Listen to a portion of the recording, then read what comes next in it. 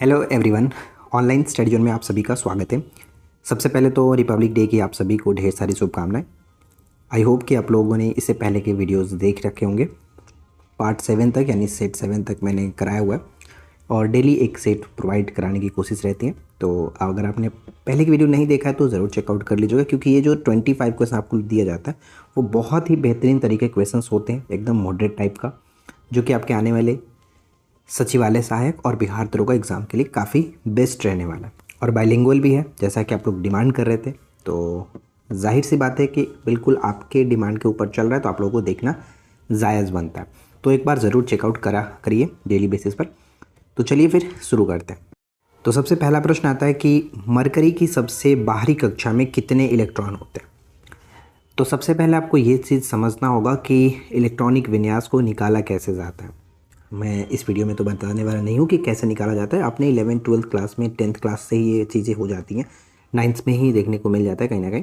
तो 9th से ही आपने ये चीज़ सीखा हुआ कि इलेक्ट्रॉनिक विन्यास को कैसे निकाला जाता है। तो मरकरी का जो है टोटल जो परमाणु संख्या है, एटॉमिक नंबर है, वो 80 होता है। और अगर आप इसको इलेक्ट्रॉनिक विन्यास लिखोगे तो हम अगर यहाँ से स्टार्ट करेंगे तो इसके बाहतम कक्ष में जो जाएगा 6s2 आएगा, यानी कि बाहतम कक्ष में इसका जो वैलेंसी इलेक्ट्रॉन होगा, बाहतम कक्ष में इलेक्ट्रॉन वो 2 होगा। तो करेक्ट आंसर ऑप्शन ए हो जाता है। तो यहाँ पे मैं आपको थोड़ा सा दिखाता हूँ कि देखिए जो पारा है, जिसको हम लोग मरकरी कहते हैं, का परमाणु क्रमांक 80 है। इसके इलेक्ट्रॉनिक संरचना होती है, इसलिए इसकी बाहरी कक्षा में 6s में 2 इलेक्ट्रॉन होते हैं, जो कि इस तरह से लिखा जाएगा। आप इसको समझ लीजिएगा। इलेक्ट्रॉनिक विन्यास कैसे निकाला जाता है वो भी आप सीख सकते हो। सिल्वर के आभूषण और सिक्कों पर काली परत क्यों बनती है। सिल्वर के आभूषण जो होते हैं, चांदी के जो आभूषण हैं उस पर और सिक्कों पर काली परत क्यों बन जाती है। तो इसका कारण होता है सिल्वर सल्फाइड के द्वारा।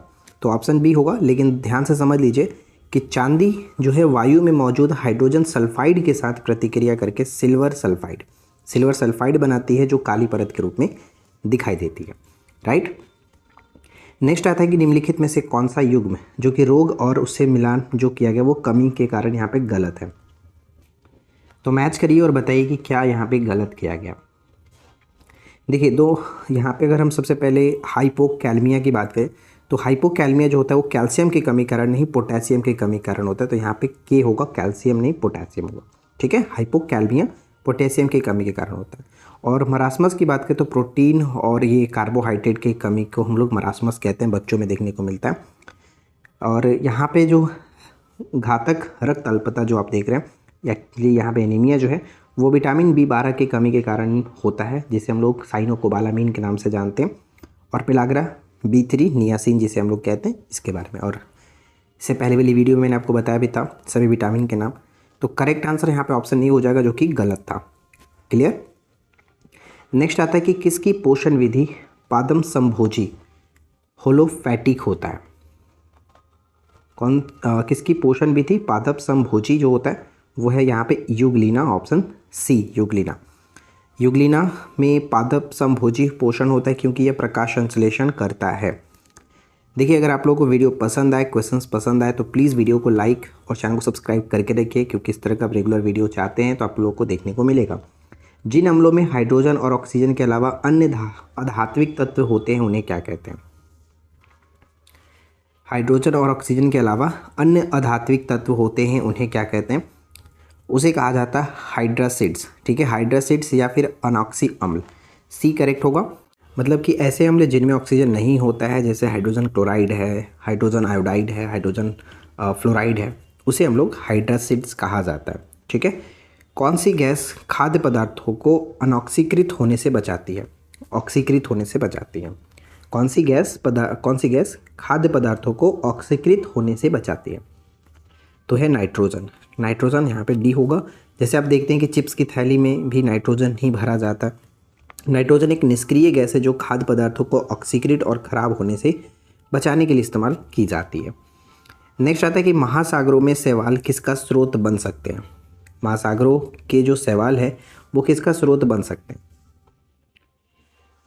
तो हम यहाँ पे मीथेन कह सकते हैं। मीथेन के ये काफ़ी अच्छे स्रोत हो सकते हैं। कैसे, तो यहाँ पे समझिए कि महासागरों में बड़े शैवाल मतलब जो शैवाल होते हैं वो बड़े पैमाने पर जैविक सामग्री का उत्पादन करते हैं जिससे मीथेन गैस बनाई जा सकती है। मीथेन गैस को अन्य किस नाम से जाना जाता है उसे आप थोड़ा कमेंट करके बताइए।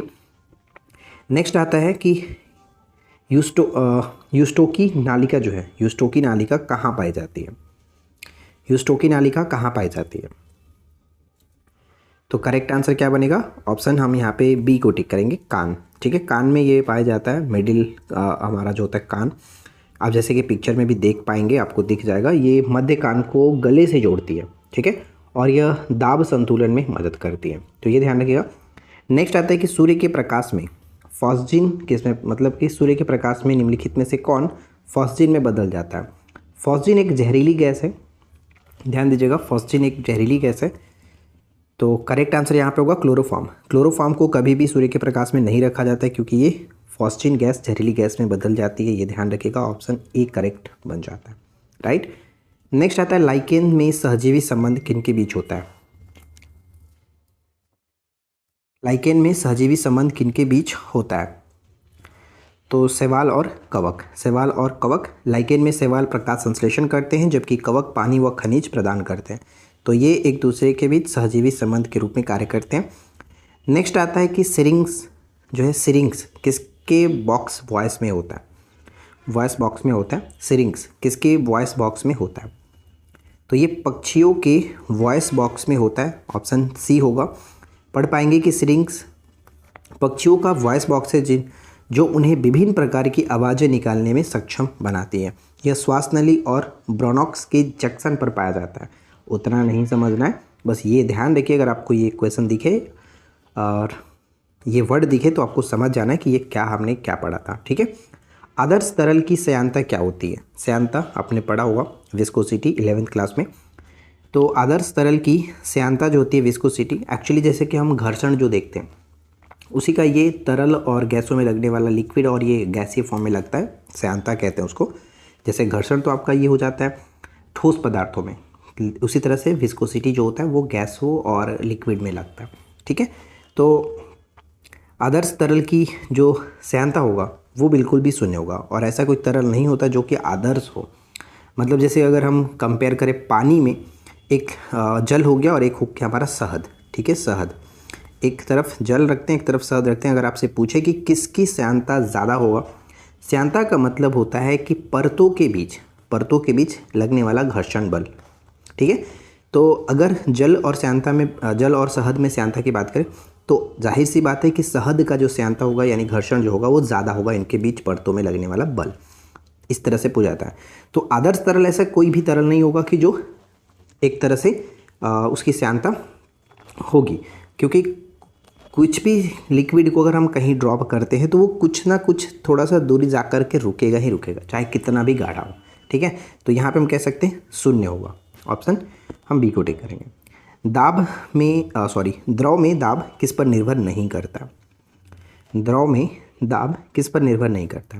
पास्कल का नियम आपने डेफिनेटली पढ़ा ही होगा, और साथ ही साथ आपने ये फार्मूला देखा होगा कि जो प्रेशर होता है यानी P बराबर HdG, हमने एक चीज़ देखा है।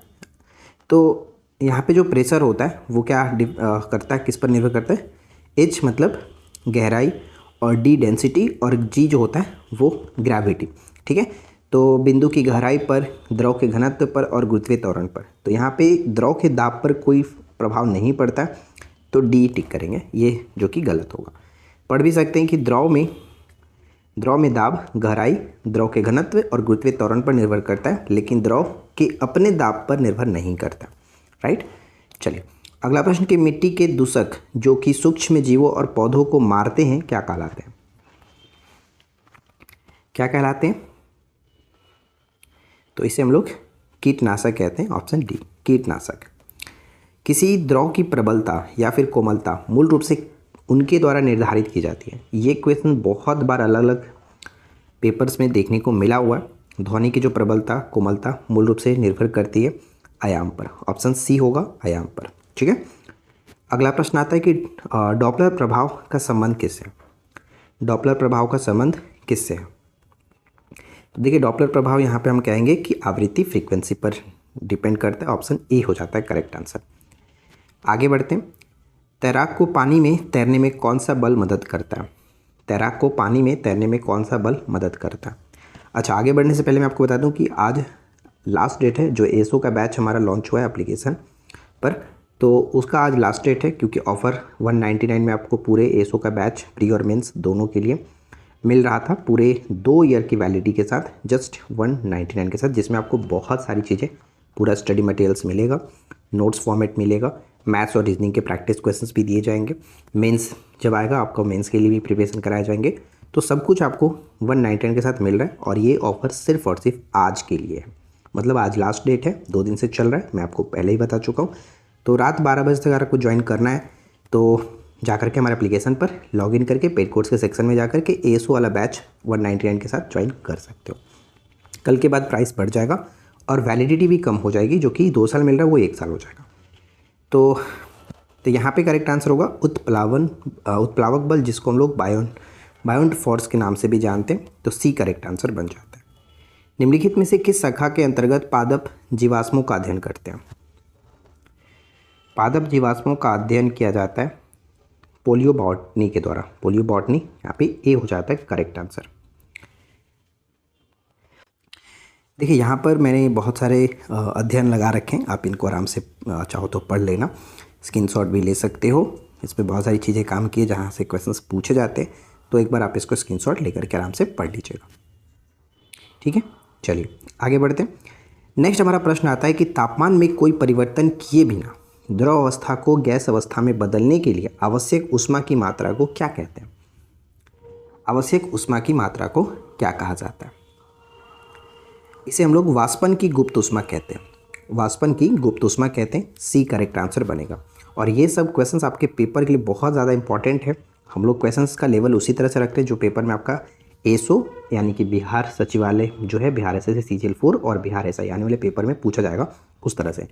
इंसुलिन की खोज किसने की थी? इंसुलिन भी एक प्रकार का प्रोटीन है जो कि हमारे अग्नाशय के बीटा कोशिका से जो कि ये स्रावित होता है, ठीक है, जिसकी खोज बेंटिंग व बेस्ट ने किया था, तो बी करेक्ट आंसर बनेगा। निम्नलिखित में से किसे कोशिका का प्रोटीन संश्लेषण केंद्र कहा जाता है? तो कोशिका का प्रोटीन संश्लेषण केंद्र किसे कहते हैं हम लोग? तो राइबोसोम। ठीक है, राइबोसोम यहाँ पे करेक्ट होगा, ऑप्शन डी। ये क्वेश्चन भी कई बार आपने देखा होगा।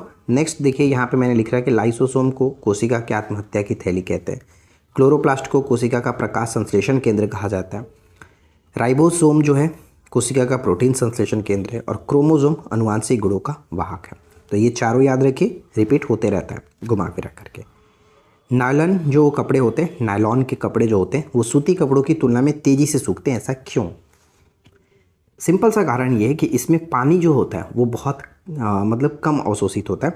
जल के अवशोषण की जो सीमा होती है नायलॉन के कपड़े में वो कम होता है, और पानी जब कम सोखेगा तो जाहिर सी बात है वो जल्दी सूख जाएगा। तो यहाँ पे हम बी को टिक करेंगे। ठीक है, नेक्स्ट की पोषण स्तर का निर्माण होता है। यूपीपीसीएस 2022 में ये क्वेश्चन पूछा गया। यूपीपीसीएस 2022 का जो आप पेपर देखोगे तो वहाँ पर ये क्वेश्चन आपको देखने को मिलेगा।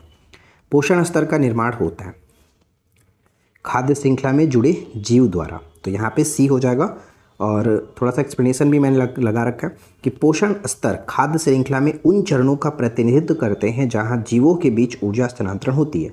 उदाहरण के लिए घास, हिरण, शेर, जहाँ प्रत्येक एक पोषक स्तर है। पोषण स्तर एक खाद्य श्रृंखला से सभी जीवों में बना होता है। ठीक है, नेक्स्ट डीडीटी। डीडीटी का जो पूरा नाम होता है, फुल फॉर्म जो इसका होता है, ध्यान रखिएगा कि डाइक्लोरो डाइफिनाइल ट्राइक्लोरो इथेन। मतलब छोटा सा नाम है लेकिन देख सकते हो कितना बड़ा नाम है, डाइक्लोरो डाइफिनाइल ट्राइक्लोरो इथेन। ठीक है, तो ये एक प्रकार का क्या होता है? तो डीडीटी एक प्रकार का कह सकते हैं कि एक कीटनाशक के रूप में इसका इस्तेमाल किया जाता है कि गैर जैव अपघटनीय प्रदूषक, option B. Dichloro diphenyl trichloro ethane का संक्षिप्त रूप एक रंगहीन गंधहीन क्रिस्टलीय यौगिक है जिसका उपयोग मुख्य रूप से कीटनाशक के रूप में किया जाता है। ठीक है, और इस वीडियो का आखिरी प्रश्न है कि थर्मोडायनेमिक रूप से कार्बन का सबसे स्थिर रूप कौन सा है? थर्मोडायनेमिक रूप से कार्बन का सबसे स्थिर रूप कौन सा है? ये क्वेश्चन भी आपका यूपीपीसीएस 2022 में ऑलरेडी पूछा गया। ठीक है, तो करेक्ट क्या होगा? सी, ग्रेफाइट। इसके बारे में थोड़ा सा हम एक्सप्लेनेशन देख लेते हैं। ग्रेफाइट में षष्ठकोणीय जाली व्यवस्थित कार्बन परमाणुओं की परतें होती हैं। प्रत्येक कार्बन परमाणु एक ही परत के भीतर 3 अन्य कार्बन परमाणुओं से बंधा होता है, जिससे मजबूत सहसंयोजक बंधक बनते हैं। ग्रेफाइट की परतें कमजोर वांडरवाल्स बलों के द्वारा एक साथ जुड़ी रहती हैं, जिसमें परतें आसानी से एक दूसरे से आगे निकल जाती हैं, जिसके परिणाम स्वरूप ग्रेफाइट में चिकनाई और फिसलन गुण होते हैं, जिससे ये एक प्रभावी शुष्क स्नेहक बन जाता है। ठीक है, आई होप कि फ्रेंड्स आप लोगों को ये वीडियो अच्छा लगा होगा। वीडियो पसंद आया हो लाइक एंड शेयर करिएगा। चैनल पे पहली बार है सब्सक्राइब करके नोटिफिकेशन बेल आइकन को ऑल पे सेट करिए। और एसओ का बैच अगर आप ज्वाइन करना चाहते हैं, अगर आप चाहते हैं कि इस बार आपका बिहार से सीजीएल में सिलेक्शन हो और आप एसओ के पोस्ट के लिए ही चाहते हैं, तो फिर बिल्कुल भी सोचे समझे बिना आप इस बैच को ज्वाइन करिए। और जो भी यहाँ पे स्टडी मटेरियल दिए गए हैं उनको आप अच्छे से फॉलो करिए, और जो भी टाइम टू टाइम उसमें अपडेट्स आएंगे उनको आप देखते रहिए। जस्ट 199 के साथ आपको आज मिल रहा है, लेकिन अगर आप ऑफ़र में नहीं लेते तो कल के बाद इस बैच की जो प्राइस होगी वो बढ़ करके कहीं ना कहीं 300 से ज़्यादा हो जाएगा। तो आई होप कि आप लोग सही डिसीजन लेंगे। और इस वीडियो के नीचे डिस्क्रिप्शन में एप्लीकेशन का लिंक दिया गया, आप वहाँ से जा करके डाउनलोड कर सकते हो। तो इस वीडियो में इतने फ्रेंड्स, मिलते हैं नेक्स्ट वीडियो में। Thanks for watching, keep learning, have a good day.